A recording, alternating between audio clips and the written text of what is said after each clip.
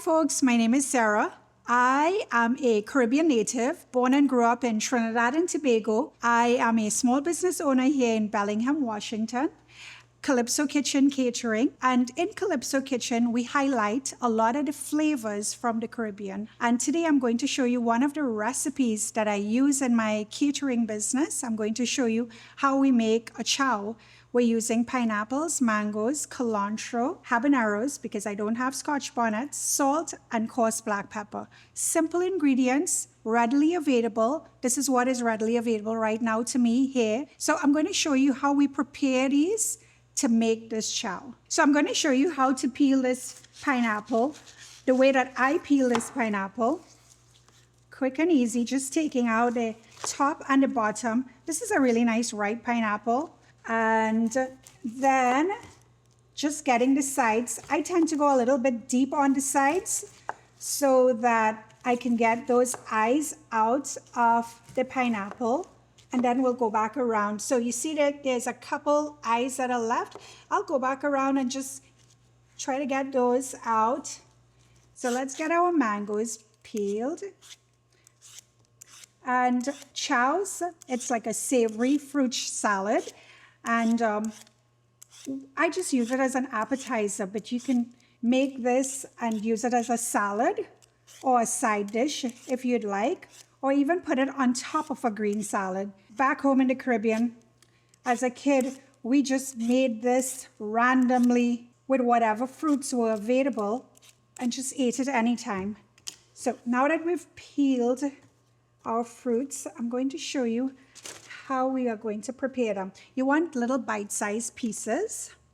So I typically would cut along the face of the mango.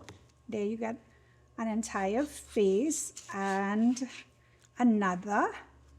There you go. I know not everybody is confident with a knife, and I'm sure I'm going to get some critique about how I'm cutting this, but this is what I do to get as much of the mango out. So now that I have those pieces, I am going to cut it into some bite-sized pieces.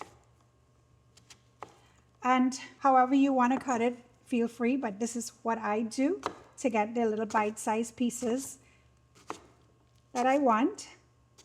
Okay, and let's cut our pineapple now. And for the pineapple, you want to go down the center of the pineapple. What I do is I would cut it into quarters. And at this point in time, I take the core out of it. And once the core is out of it, so you don't have that chewy, fibrous part, then we can cut it up into bite-sized pieces. So I feel like fruit chow is something you make with whatever fruits is readily available. Here in Bellingham, I use whatever we have available.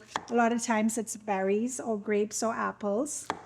Green apples make really good fruit chow because there's that sour aspect of a green apple. But back home, pomerancs, cherries, plums, chenuts, tons of fruits that we just don't have access to here. With a fruit chow, you're looking for texture and flavors. So you want your fruit chow to have a little bit of tartness. So if you're using very, very sweet fruits, I would suggest you find a fruit that has a little bit of tartness to add to it. So there's that complexity in the different flavors. You have a little bit of sweetness, you have some tartness, you have the savory from the hot peppers and the culantro that we're gonna add. So now that our fruit is prepared in bite-sized pieces, we are going to prepare some culantro and some habanero. So I'm gonna use one habanero and some culantro. We're putting it into the food processor, getting that stem off the pepper, and we're just gonna break it down. And I personally don't like it broken down too small, so I'm gonna do a little bit chunky.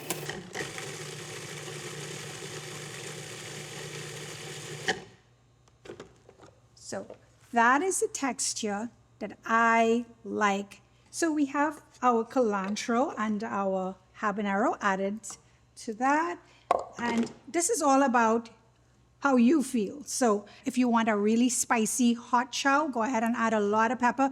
If you don't want any heat at all, don't bother to add a hot pepper, or probably had a jalapeno or maybe a serrano. But back home in Trinidad, we used Scotch bonnet peppers. We used bird peppers, which is like Thai chili pepper. So we used a lot of heat in this. As kids, we ate a lot of heat. Now we'll add some black pepper to that and a little bit of salt.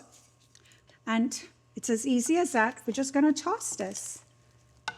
Instead of having the same old fruit salad, how about a savory fruit chow instead? So here's what I have to tell you about fruit chows. This is ready to be served right now. You can put this out for your guests, or you can start chomping on this right now.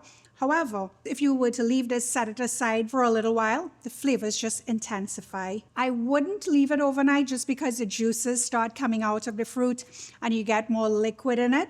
But I'd make this ahead of time. If you're gonna serve it to your guests, I'd make it a few hours ahead of time. So that was our fruit chow recipe. Let me know what you think of it. Is it something you would try?